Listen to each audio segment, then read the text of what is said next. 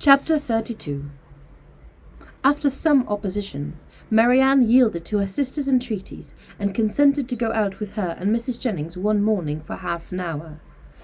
She expressed condition, however, for paying no visits and would no more than accompany them to Gray's in Sackville Street, where Eleanor was carrying on a negotiation for the exchange of a few old-fashioned jewels of her mother. When they stopped at the door, Mrs. Jennings recollected that there was a lady on the other end of the street on whom she ought to call, and she had no business at Gray's. It was resolved that while her young friends transacted theirs, she should pay her visit and return to them.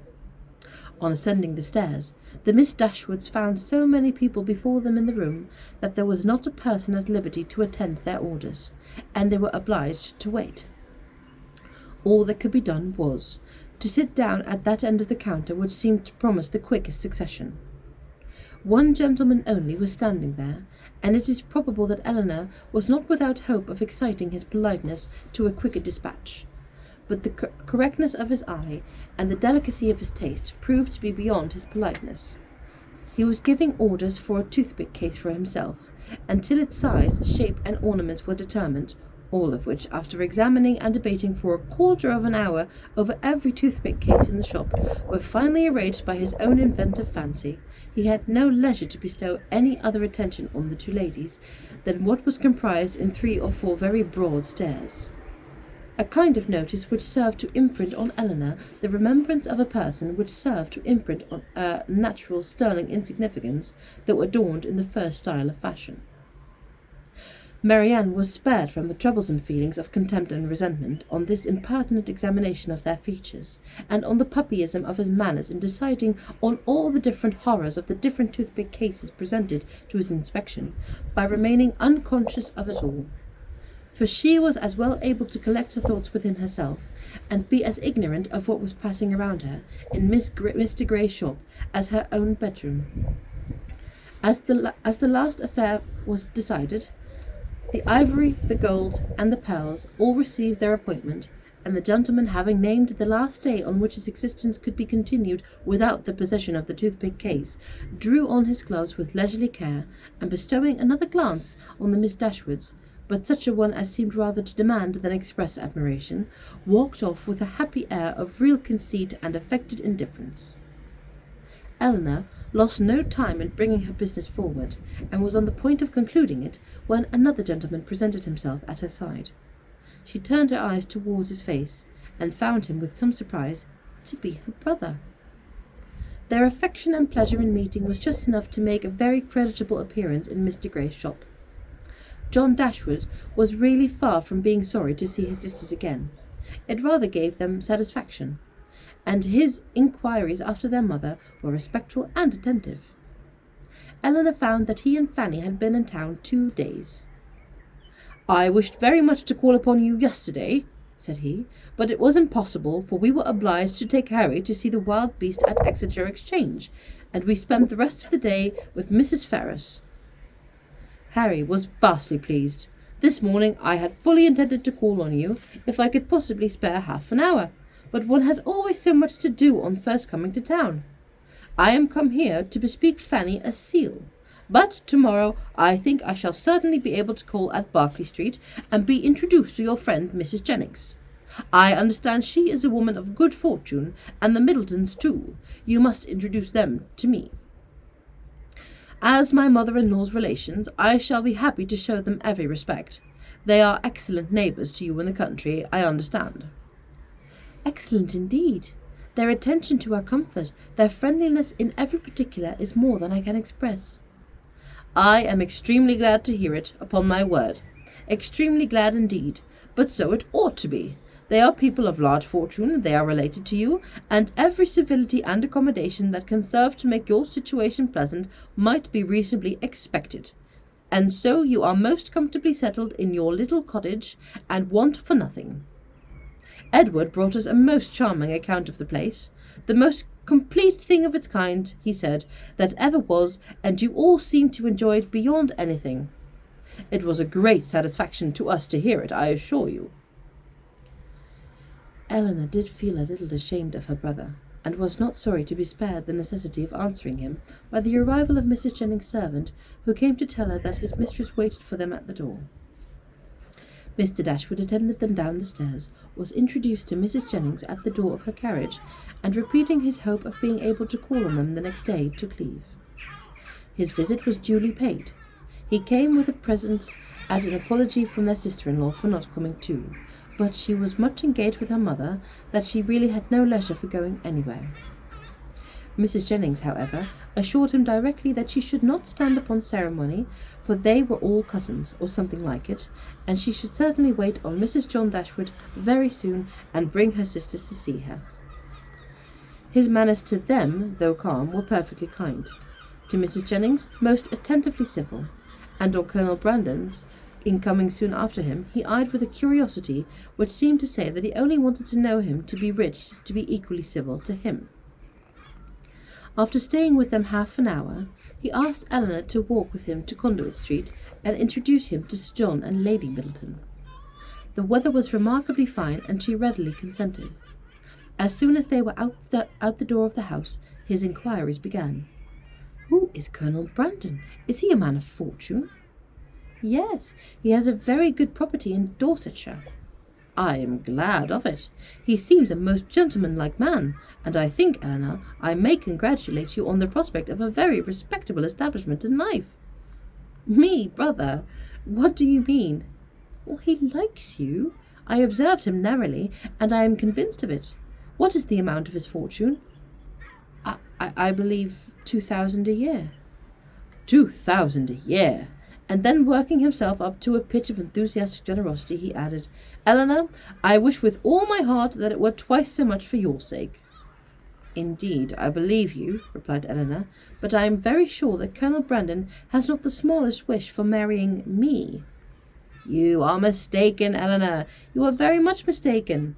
A very little trouble on your side secures him. Perhaps just at present he may be undecided. The smallness of your fortune may make him hang back. His friends may all advise him against it, but some of those little attentions and encouragements which ladies can so easily give will fix him in spite of himself, and there can be no reason why you should not try for him. It is not to be supposed that any prior attachment on your side, in short, you know, as to an attachment of that kind, is quite out of the question. The objects are insurmountable. You have too much sense not to see that all. Colonel Brandon must be the man, and no civility shall be wanting on my part to make him pleased with you and your family. It is a match that must give universal satisfaction. In short, it is a kind of thing that," lowering his voice into a very important whisper, "will be exceedingly welcome to all parties." Recollecting himself, however, he added, "That is, I mean to say, your friends are all truly anxious to see you well settled. Fanny particularly, for she has your interests very much at heart, I assure you, and her mother too, Mrs. Ferrars, a very good-natured woman. I am sure it would give her great pleasure. She said so much the other day." Eleanor would not vouchsafe any answer. "It would be something remarkable now," he continued, "something droll, if Fanny should have a brother and I a sister settling at the same time, and yet it is not very unlikely." "Is Mr. Edward Ferrars," said Eleanor with resolution, "going to be married?" "It is not actually settled, but there is such a thing in agitation. He has a most excellent mother. Mrs. Ferrars, with the utmost liberty, will come forward and settle on him 1,000 a year if the match takes place. The lady is the Honourable Miss Morton, the only daughter of the late Lord Morton, with 30,000 pounds, a very desirable connection on both sides, and I have no doubt of its taking place in time. 1,000 a year is a great deal for his mother to give away, to make over for ever, but Mrs. Ferrars has a noble spirit.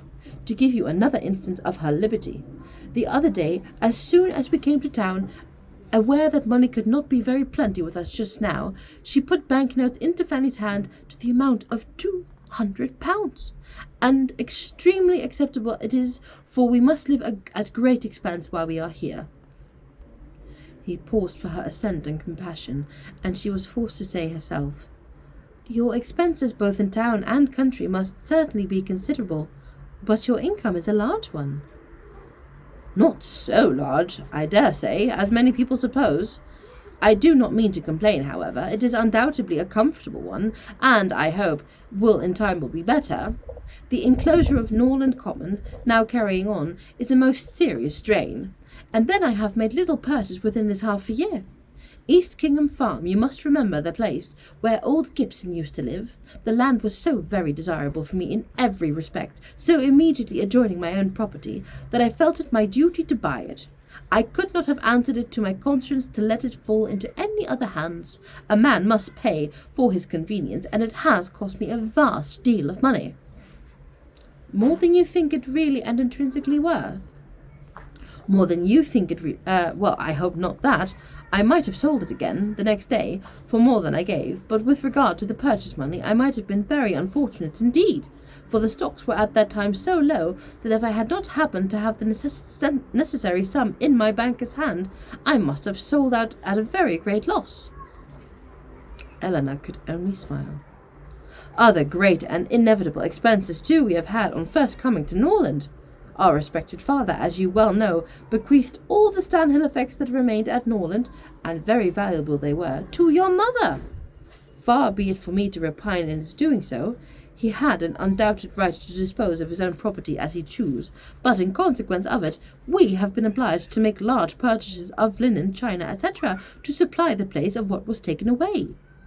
You may guess, after all these expenses, how very far we must be from being rich, and how acceptable Mrs. Ferris's kindness is. Certainly, said Eleanor, and assisted by her liberality, I hope you may yet live to be in easy circumstances. Oh, another year or two may do much towards it, he gravely replied, but however there is still a great deal to be done. There is not a stone laid for Fanny's greenhouse, and nothing but to plan to the flower garden marketed out. Where is the greenhouse to be? Upon the knoll behind the house. The old walnut trees are all come down to make room for it. It will be a very fine object from many parts of the park, and the flower garden will slope down just before it, and be exceedingly pretty. We have cleared away all the old thorns that grew in patches over the brow. Eleanor kept her concern and censure to herself, and was very thankful that Marianne was not present to share the provocation. Having now said enough to make his poverty clear, and to do away the necessity of buying a pair of earrings for each of his sisters in his next visit at Gray's, his thoughts took a cheerfuller turn, and he began to congratulate Eleanor as having such a friend as Mrs. Jennings. She seems a most valuable woman indeed. Her house, her style of living, all bespeak an exceedingly good income, and it is an acquaintance that has not only been great to you hitherto, but in the end may prove materially advantageous. Her inviting you into town is certainly a vast thing in your favour, and indeed it speaks altogether so great a regard for you that in all probability when she dies you will not be forgotten. She must have a great deal to leave. Nothing at all, I should rather suppose, for she has only her jointure, which will descend to her children. But it is not to be imagined that she lives up to her income. Few people of common prudence will do that, and whatever she saves she will be able to dispose of. And do you not think it more likely that she should leave it to her daughters than to us? Her daughters are both exceedingly well married, and therefore I cannot perceive the necessity of her remembering them further. Whereas, in my opinion, by her taking so much notice of you, and treating you in this kind of way, she has given you a sort of claim on her fortune and consideration, which a conscientious woman would not disregard. Nothing can be kinder than her behaviour, and she can hardly do all this without being aware of the expectations she raises. But she raises none in those most concerned. Indeed, brother, your anxiety for our welfare and prosperity carries you too far. Why, to be sure, he said, seeming to recollect himself, people have very little in their power, but, my dear Eleanor, what is the matter with Marianne? She looks very unwell, has lost her colour, and has grown quite thin. Is she ill? She is not well. She has had a nervous complaint on her for several weeks. I am sorry to hear that. At her time of life, anything of an illness destroys the bloom for ever. Hers has been a very short one. She was a handsome girl last September as ever I saw one, and as likely to attract the men. There was something in her style of beauty to please them particularly. I remember Fanny used to say that she would marry sooner and better than you did. But what was she exceedingly fond of you, but it so happened to strike her. She will be mistaken, however. I question whether Marianne now will marry a man worth more than 500 or 600 a year at the utmost, and I am very much deceived if you do not do better.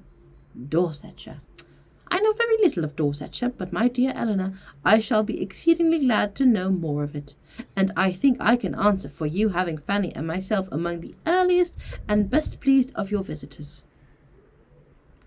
Eleanor tried very seriously to convince him that there was no likelihood of her marrying Colonel Brandon, but it was an exception of too much pleasure to himself to be relinquished, and he was really resolved on seeking an intimacy with that gentleman, and promoting the marriage by every possible attention.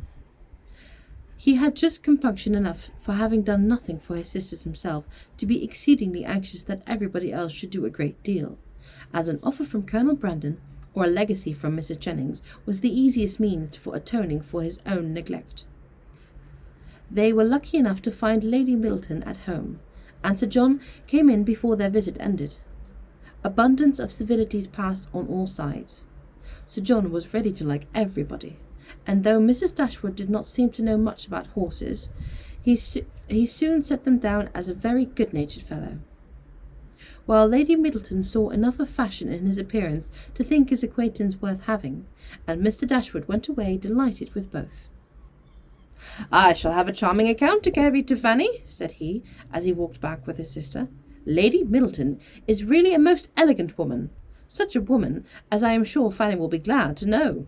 And Mrs. Jennings, too, an exceedingly well-behaved woman, though not so elegant as her daughter. Your sister need not have any scruple even visiting her, which, to say the truth, has been a little the case, and very naturally, for we only knew that Mrs. Jennings was the widow of a man who had got all his money in a low way, and Fanny and Mrs. Ferris were both strongly prepossessed that neither she nor her daughters were such kind of women as Fanny would like to associate with. But now I can carry to her a most satisfactory account of both.